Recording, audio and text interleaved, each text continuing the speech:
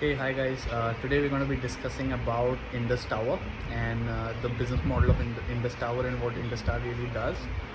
I came across Indus Tower while listening to one of the podcasts from Monish Babrai, in which he was mentioning about American Tower, and he did mention that when he did go for a field trip to American Tower, he saw the CFO sit on his table.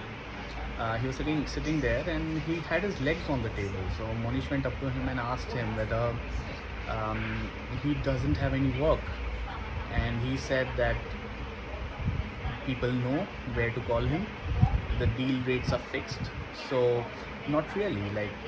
Kind of, there's not a lot of work, but the business was astounding, right? Because the barrier to entry for tower companies to move from one tower operator to another, for telecom companies to move from one tower operator to another, is very high.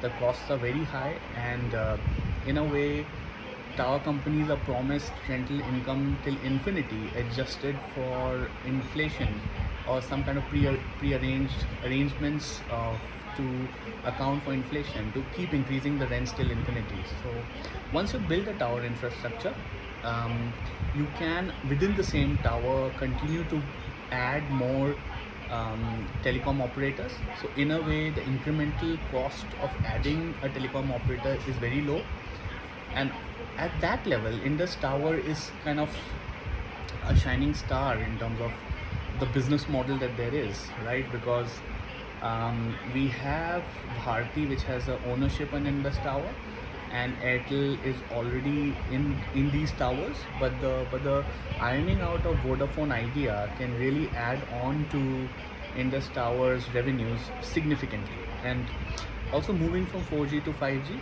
the tower needs to be upgraded, and for which the telecom companies go out and pay additional income to Indus Tower. So it's pretty much evident in the financials. It's pretty much evident in the books that there is for Indus Tower, and it's, I think, one of the good companies to look at with a low risk, with a high probability of good returns.